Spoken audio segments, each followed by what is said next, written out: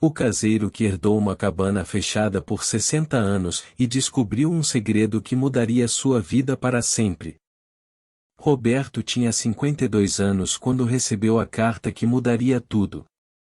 Ele era caseiro de uma fazenda no interior de Minas Gerais há mais de 20 anos, um homem simples que acordava antes do sol nascer e dormia com o canto dos grilos. Sua vida era previsível, tranquila, até monótona. Mas naquela manhã de terça-feira, quando o carteiro entregou um envelope amarelado com seu nome escrito em caligrafia elegante, Roberto sentiu um arrepio percorrer sua espinha. A carta era de um escritório de advocacia em Belo Horizonte. Seu tio-avô Sebastião, um homem que Roberto mal conhecia e que todos da família consideravam excêntrico, havia falecido aos 98 anos. E surpreendentemente, havia deixado uma propriedade para Roberto. Uma cabana isolada nas montanhas, a cerca de 100 quilômetros da fazenda onde trabalhava. Vocês já receberam uma notícia completamente inesperada que mexeu com tudo na vida de vocês?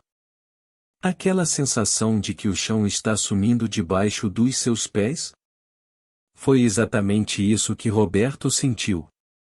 O advogado explicou pelo telefone que a cabana estava fechada há exatos 60 anos. Sebastião a havia trancado em 1965 e jamais permitiu que alguém entrasse. Nem mesmo ele próprio voltou lá.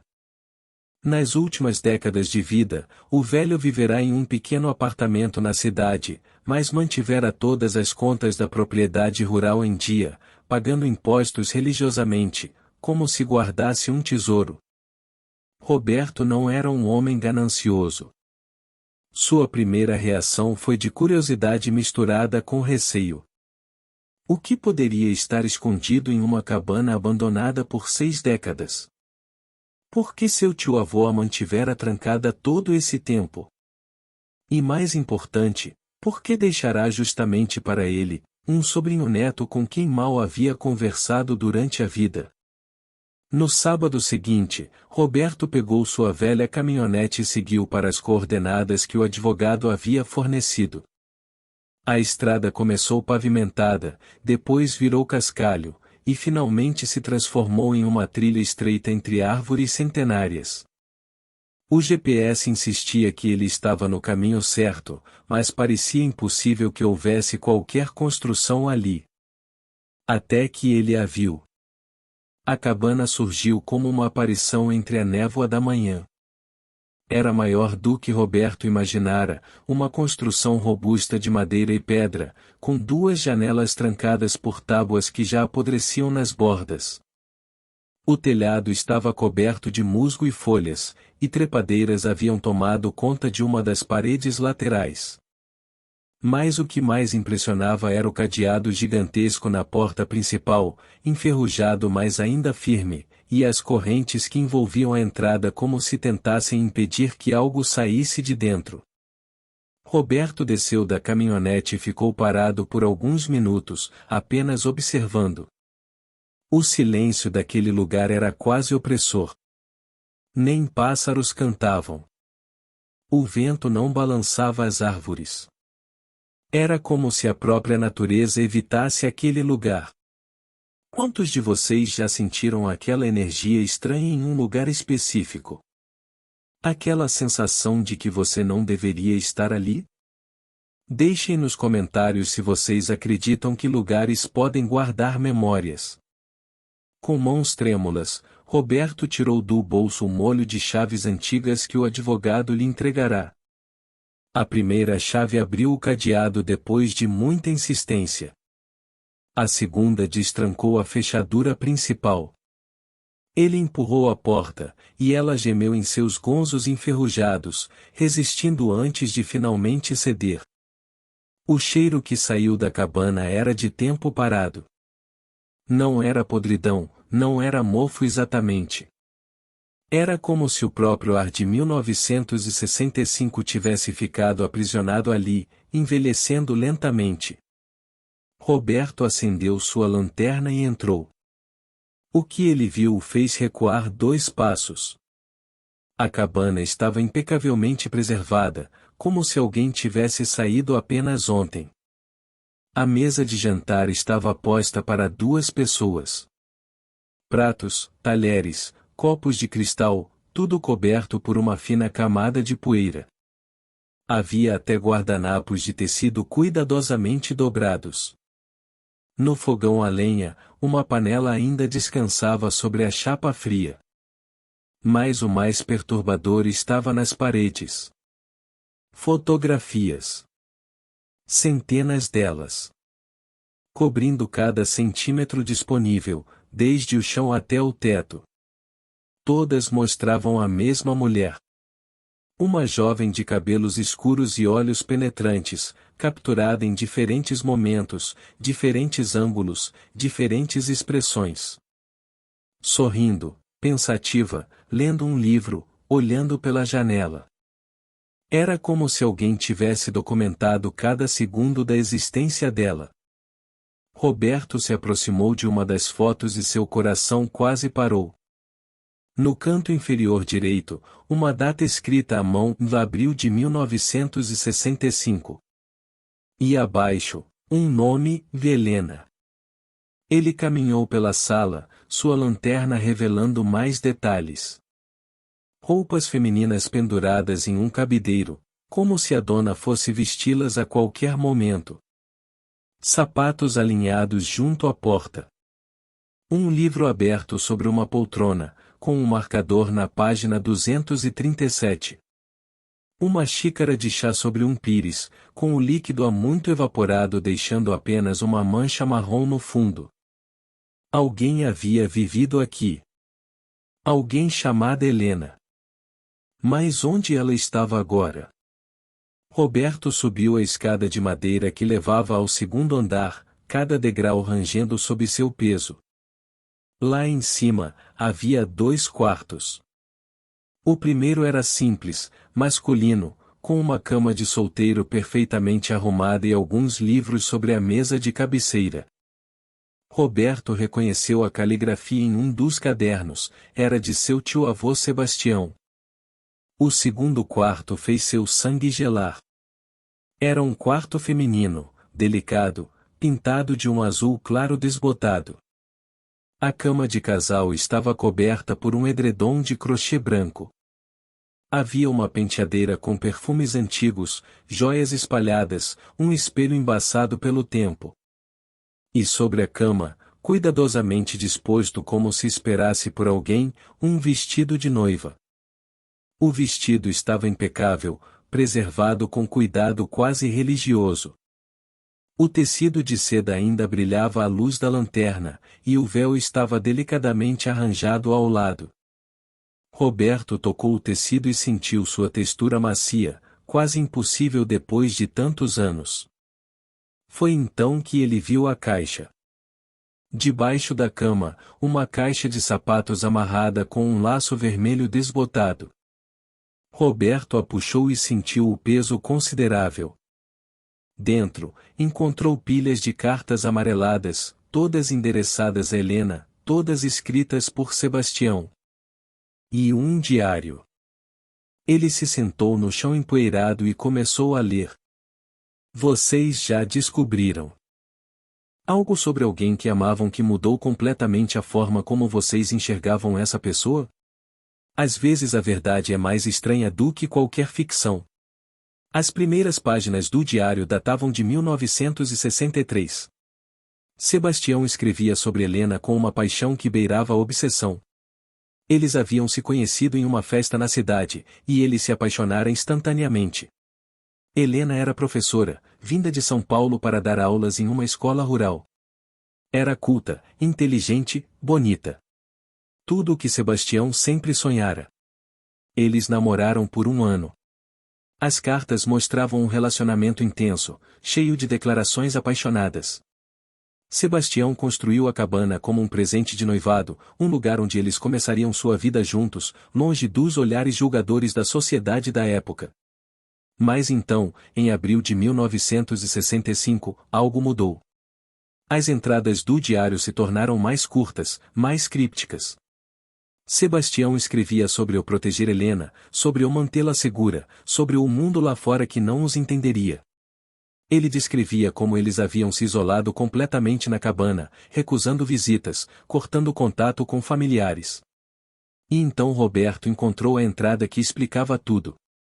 23 de julho de 1965. Hoje Helena me disse que não pode mais continuar. Ela diz que me ama, mas que isso não é vida. Que ela precisa voltar para a cidade, ver sua família, trabalhar, viver. Diz que meu amor a sufoca, que se transformou em uma prisão. Não entende que faço tudo por ela, para protegê-la de um mundo cruel. Discutimos pela primeira vez. Ela ameaçou ir embora. Não posso permitir. Não depois de tudo que construímos aqui. As próximas páginas estavam em branco. Semanas de silêncio. E então, uma única entrada, em 20 de agosto de 1965. Helena se foi. Acordei e ela não estava mais aqui. Deixou apenas uma carta dizendo que me amava, mas que precisava de liberdade. Fui à cidade procurá-la, mas ela desapareceu completamente. Sua família diz que não sabem onde está. A polícia não ajuda, dizem que uma mulher adulta tem o direito de ir onde quiser. Tranquei a cabana hoje. Não consigo mais estar aqui sem ela. Cada cômodo grita seu nome. Cada objeto guarda sua memória. Vou embora, mas manterei este lugar exatamente como ela deixou. Talvez um dia ela volte. Talvez um dia ela entenda que tudo o que fiz foi por amor. Roberto fechou o diário, sentindo um peso no peito. Seu tio-avô não era o vilão que ele começara a imaginar, mas também não era um herói romântico. Era um homem que amara tão intensamente que transformará amor em obsessão, cuidado em controle. Mas ainda havia uma pergunta sem resposta. O que acontecerá com Helena? Ele continuou explorando a cabana, agora com um propósito diferente. No pequeno escritório no térreo, encontrou mais pistas. Recortes de jornal cuidadosamente guardados em pastas. Sebastião havia passado anos procurando por Helena, contratando detetives particulares, seguindo pistas que sempre levavam a becos sem saída. E então, em uma pasta datada de 1982, Roberto encontrou uma foto recortada de um jornal de São Paulo. Era Helena, 17 anos mais velha, mas inconfundivelmente ela. A legenda dizia: o professor Helena Oliveira recebe prêmio por excelência em educação. A educadora, que trabalha há 15 anos na rede pública paulista, dedica o prêmio a seus alunos e à memória de sua mãe. Sebastião havia encontrado Helena. Ela estava viva, bem, seguindo em frente com sua vida. E ele nunca a procurara pessoalmente. Apenas guardar aquela foto, uma confirmação de que ela estava bem, de que havia feito a escolha certa ao partir. Nas páginas seguintes, Roberto encontrou cartas que Sebastião escrevera mas nunca enviará. Centenas delas, todas endereçadas a Helena, todas pedindo perdão. Ele admitia seus erros, reconhecia que havia confundido amor com posse, que havia tentado transformar Helena em uma ideia romântica em vez de amá-la como a pessoa real que ela era. Querida Helena, hoje faz 20 anos desde que você partiu. Continuo morando naquele pequeno apartamento na cidade, mas nunca voltei à nossa cabana. Não tenho coragem. Deixei tudo exatamente como estava no dia em que você saiu pela porta. Parte de mim espera que você volte, mas a parte racional sabe que você nunca voltará, e que isso é o melhor para você. Vi sua foto no jornal. Você está linda, feliz, realizando seus sonhos de educar crianças. Perdoe-me por ter tentado roubar esses sonhos de você. Meu amor era real, mas estava envenenado pelo medo de perdê-la. No fim, foi esse medo que a afastou. Se pudesse voltar no tempo, faria tudo diferente. Amar é você com liberdade, não com correntes. Quantos de vocês já sentiram que amaram alguém da maneira errada? Que perceberam tarde demais que estavam sufocando em vez de apoiar? O amor verdadeiro é sobre dar asas, não construir gaiolas. Roberto passou horas naquela cabana, lendo cartas, absorvendo a história trágica de seu tio-avô. Ao final da tarde, quando a luz começou a falhar, ele encontrou o último documento. Era o testamento de Sebastião, com uma carta anexada endereçada especificamente a Roberto. Meu querido sobrinho neto, se você está lendo isso, então parti desta vida. Escolhi você para herdar a cabana porque, de todos os meus parentes, você é o único que entende o valor do silêncio e da solidão. Você trabalha com a terra, vive de forma simples, não julga as escolhas dos outros. Espero que ao encontrar este lugar, ao ler minha história, você aprenda com meus erros. A cabana é sua agora. Você pode fazer o que quiser com ela. Vender, destruir, transformar em outra coisa. Mas antes de decidir, peço que faça uma coisa por mim. Há um envelope azul no terceiro gaveta da escrivaninha. Dentro está o endereço mais recente que consegui encontrar de Helena. Ela deve estar com quase 80 anos agora, se ainda estiver viva. Nunca tive coragem de procurá-la, mas talvez você possa. Não para pedir perdão em meu nome, mas apenas para garantir que ela está bem. Para fechar um ciclo que deixei aberto há 60 anos. Com afeto e arrependimento, Sebastião. Roberto encontrou o envelope azul exatamente onde a carta indicava. Dentro, um endereço em Campinas e um número de telefone com uma anotação atualizado em 2020 por Detetive J. Santos. Naquela noite, Roberto voltou para a fazenda, mas não conseguiu dormir. A história de Sebastião e Helena o assombrava. No dia seguinte, tomou uma decisão. Pegou seu celular e discou o número. Uma voz feminina atendeu, jovem, provavelmente uma cuidadora ou familiar. Roberto explicou quem era e o motivo de sua ligação. Houve uma pausa longa, depois a voz pediu que ele aguardasse. Minutos depois, outra voz veio ao telefone.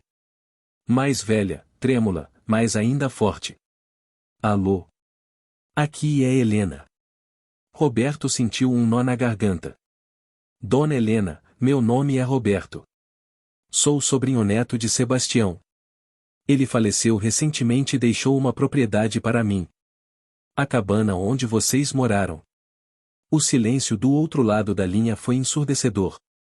Quando Helena finalmente falou, sua voz estava carregada de emoção. A cabana. Não penso naquele lugar há décadas. Tentei apagar aquele período da minha vida, mas às vezes ainda sonho com aquelas paredes cobertas de fotos. Como ele está? Sebastião, quero dizer. Ele se foi, Dona Helena. Mas deixou muitas cartas. Cartas que nunca foram enviadas. Ele passava a vida inteira se arrependendo do que aconteceu entre vocês. Helena suspirou, um som que carregava 60 anos de peso. Eu sei. Depois que fugi, passei anos com medo de que ele viesse atrás de mim. Mas ele nunca veio. No início, senti raiva. Depois, alívio. E finalmente, uma tristeza estranha. Sebastião não era um homem mau, Roberto. Ele apenas não sabia como amar sem possuir. Tentei explicar isso a ele tantas vezes, mas quanto mais eu pedia por espaço, mais ele apertava seu controle. O que aconteceu naquele último dia? Roberto perguntou, incapaz de conter sua curiosidade. Vocês não estão curiosos também? Às vezes os momentos decisivos de nossas vidas acontecem em segundos. Uma escolha que muda tudo para sempre. Helena contou sua história com a voz embargada. Ela havia planejado sua fuga por semanas. Sebastião saía para buscar suprimentos uma vez por semana, e era a única vez que ela ficava sozinha. Naquele dia de agosto, ela simplesmente arrumou uma mala pequena e começou a caminhar. Não sabia para onde ia, apenas sabia que precisava ir. Caminhou por horas pela floresta até encontrar a estrada principal. Um caminhoneiro gentil lhe deu carona até a cidade mais próxima. De lá, pegou um ônibus para São Paulo, onde tinha uma prima que a acolheu sem fazer perguntas. Mudou de nome por alguns anos, viveu com medo de ser encontrada, até que finalmente percebeu que Sebastião não viria atrás dela. Refiz minha vida, Helena continuou. Voltei a dar aulas, me casei anos depois com um homem gentil que me deixava respirar. Tivemos 2 filhos maravilhosos. Meu marido faleceu há 10 anos, mas vivi muito, Roberto. Realizei meus sonhos de educar crianças. Viajei pelo mundo. Conheci meus netos. Nunca me arrependi de ter partido, mas confesso que às vezes me perguntei se poderia ter ajudado Sebastião de alguma forma. Se poderia ter feito algo diferente. Ele manteve a cabana exatamente como você deixou, Roberto disse. Seu vestido de noiva ainda está lá. As fotografias nas paredes. Tudo. Helena começou a chorar suavemente. Aquele vestido. Eu o havia escolhido com tanto carinho. Sonhava com nosso casamento, com nossa vida juntos. Mas quando percebi que ele estava me transformando em uma boneca, em um objeto a ser guardado em uma caixa bonita, soube que precisava fugir. O amor não deve ser uma jaula, Roberto. Eles conversaram por mais de 1 hora. Helena contou histórias de sua vida, das crianças que ensinara, dos lugares que visitará. Roberto contou sobre as cartas não enviadas, sobre o arrependimento de Sebastião, sobre como ele havia passado 60 anos pagando os impostos da cabana como uma espécie de penitência. Antes de desligar, Helena fez um pedido surpreendente. Roberto, você pode fazer algo por mim? Pode tirar meu vestido de noiva daquela cabana? Acho que está na hora de libertá-lo. Doe para alguma noiva que não tenha condições de comprar um vestido. Que ele seja usado para começar algo novo, não para lamentar algo que nunca foi. Roberto prometeu que faria. E então fez sua própria pergunta. Dona Helena, o que devo fazer com a cabana? Meu tio queria que a decisão fosse minha, mas sinto que você também deveria ter voz nisso. Helena ficou em silêncio por um momento antes de responder. Transforme-a em algo vivo, Roberto. Algo que ajude pessoas. Um lugar de refúgio, talvez, para quem precisa recomeçar. Ou um centro comunitário. Qualquer coisa menos um monumento ao passado. Deixe que aquelas paredes vejam felicidade de novo. Nas semanas seguintes, Roberto voltou à cabana várias vezes. Ele limpou cada cômodo com cuidado e respeito. Tirou as fotografias das paredes, guardou as cartas em caixas organizadas. Recolheu os objetos pessoais de Helena, incluindo o vestido de noiva, que ele levou para uma instituição de caridade local. Uma jovem noiva chamada Marina acabou ficando com o vestido. Ela estava grávida e sem condições de pagar por um casamento elaborado. Quando Roberto contou a história por trás do vestido, as histórias de amor, perda e recomeço, Marina chorou e prometeu honrar aquele tecido com um novo começo feliz. Roberto decidiu transformar a cabana em um centro de meditação e retiro para pessoas em momentos de transição em suas vidas. Ele a reformou mantendo sua estrutura original, mas enchendo-a de luz e ar. As paredes que antes estavam cobertas de fotografias agora tinham grandes janelas que mostravam a floresta ao redor. O quarto de Helena se tornou uma biblioteca com livros sobre crescimento pessoal e autodescoberta. E vocês, o que fariam no lugar do Roberto? Às vezes recebemos presentes inesperados da vida, e a forma como lidamos com eles define quem somos. Contem nos comentários, quero saber suas opiniões. No dia da inauguração do centro, Roberto recebeu uma surpresa. Helena, agora com 83 anos, apareceu apoiada em sua neta. Ela pedirá que seu motorista a levasse até lá, dizendo que precisava ver o lugar uma última vez. Quando ela entrou na cabana transformada e viu as mudanças, as lágrimas correram livremente por seu rosto enrugado. Está perfeito, ela sussurrou. Sebastião ficaria feliz em saber que seu erro se transformou em algo que ajuda pessoas. Eles caminharam juntos pelos cômodos, Helena contando histórias dos breves meses que viverá ali, antes que o sonho se transformasse em pesadelo. Ela mostrou onde costumava sentar para ler, a janela de onde observava os pássaros, o canto da cozinha onde tentava fazer receitas de São Paulo. Sabe, ela disse enquanto se sentava em uma das cadeiras novas na varanda, eu perdoei Sebastião há muito tempo. Guardava raiva no início, mas com os anos entendi que ele era apenas um homem assustado tentando segurar algo precioso da única forma que sabia. Ele não tinha malícia, apenas ignorância emocional. A geração dele não aprenderá que amor e controle são opostos. Roberto se sentou ao lado dela. Ele deixou uma última carta para você. Encontrei dentro do diário, separada das outras. Acho que ele queria que eu decidisse se deveria entregá-la ou não. Ele tirou o envelope amarelado do bolso. Helena o pegou com mãos trêmulas e o abriu lentamente. Dentro, uma única página escrita com a letra trêmula de Sebastião em seus últimos dias. Helena, se você está lendo isso, então Roberto cumpriu minha última vontade e encontrou você. Não escrevo para pedir perdão, pois não mereço. Escrevo apenas para que saiba que a memória de você me ensinou o que o amor verdadeiro deveria ter sido. Nas décadas desde que você partiu, aprendi a amar sua lembrança da forma correta, com respeito e à distância. Aprendi a me alegrar com suas conquistas sem desejar estar ao seu lado. Aprendi que amar alguém verdadeiramente às vezes significa deixá-lo ir completamente. Obrigado por me ensinar isso, mesmo que a lição tenha vindo tarde demais. Espero que sua vida tenha sido tudo o que você sonhou. Com respeito e admiração eterna, Sebastião. Helena dobrou a carta cuidadosamente e a guardou em sua bolsa. Ele aprendeu, ela disse simplesmente. Levou 60 anos, mas ele aprendeu. Antes de partir, Helena deixou uma doação generosa para o centro de retiros e pediu que uma placa fosse colocada na entrada. Não com os nomes dela e de Sebastião, mas com uma simples frase: "Aqui pessoas aprendem a amar com liberdade." Nos meses seguintes, o centro começou a receber visitantes. Pessoas em divórcios difíceis, jovens tentando descobrir suas identidades, artistas buscando inspiração, sobreviventes de relacionamentos abusivos procurando cura. A cabana que foi construída para aprisionar amor se tornou um lugar onde pessoas aprendiam a libertá-lo. Roberto continuou sendo o caseiro da fazenda, mas agora também cuidava do centro nos fins de semana. Ele contava a história da cabana para quem quisesse ouvir, sempre enfatizando as lições que ela ensinava. Que amor sem liberdade é prisão. Que obsessão disfarçada de devoção destrói o que pretende proteger. Que nunca é tarde para aprender, crescer e mudar.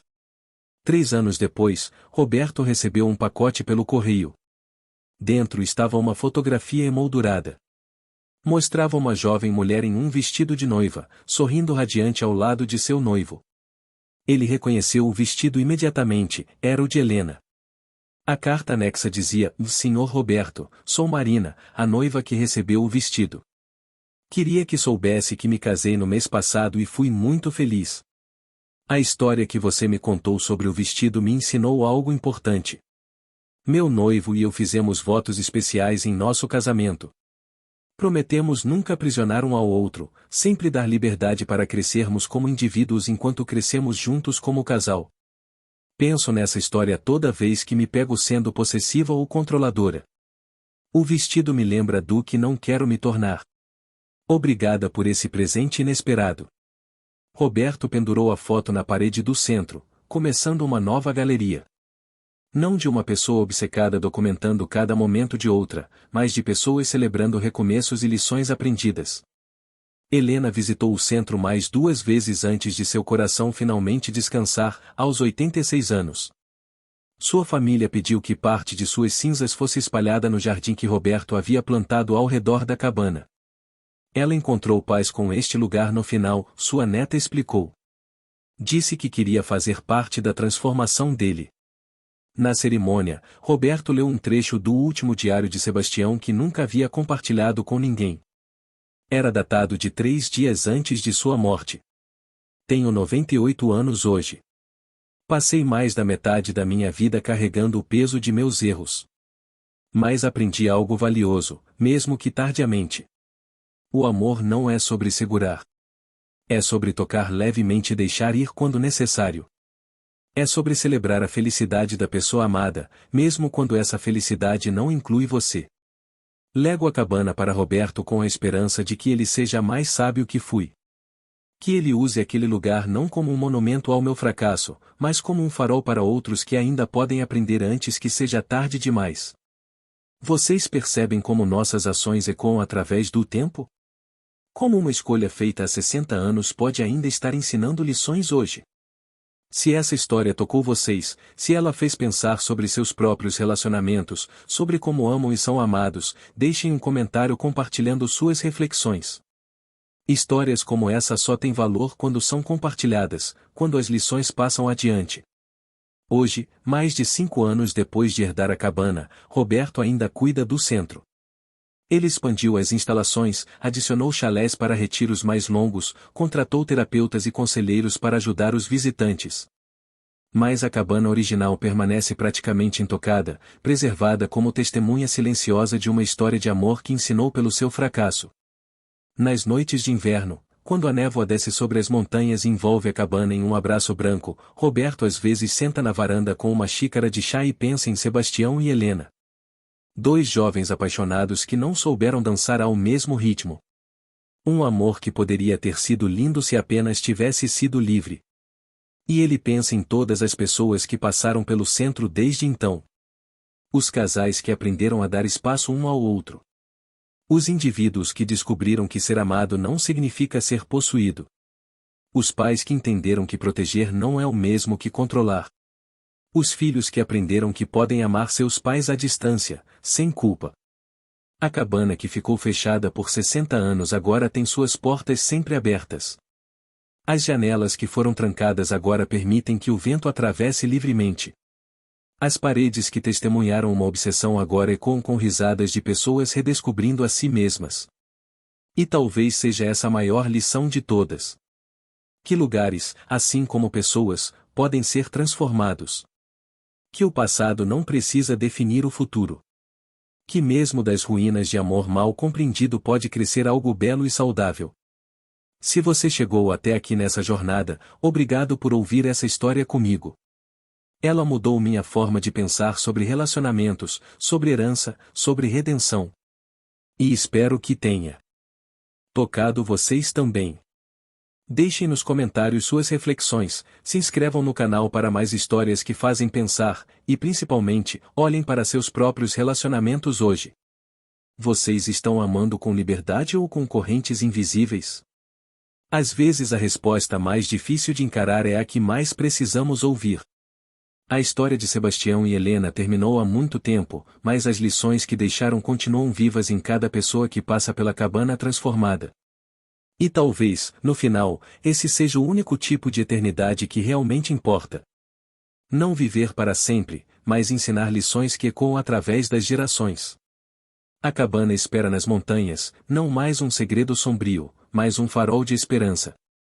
Um lembrete de que nunca é tarde para aprender, nunca é tarde para mudar, e nunca é tarde para transformar nossos erros em sabedoria para outros. E Roberto? Ele continua sua vida simples, acordando antes do sol, dormindo com os grilos. Mas agora ele sabe que herdou algo muito maior que uma propriedade. Herdou uma responsabilidade, uma história, e uma chance de fazer diferença na vida das pessoas.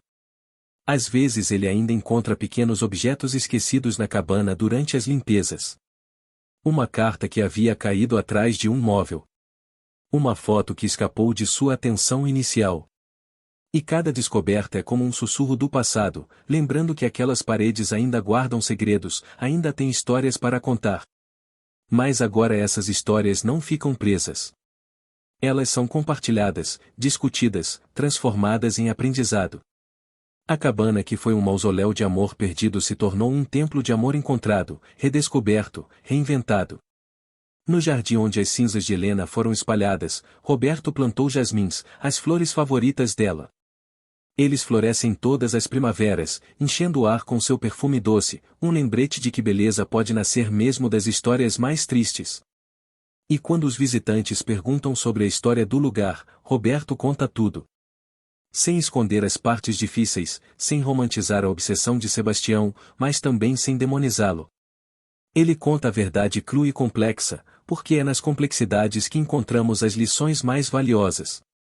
Ele termina sempre com a mesma pergunta que agora faço a vocês: como você quer ser lembrado? Pelo amor que aprisionou ou pelo amor que libertou? Pelas correntes que criou ou pelas asas que deu?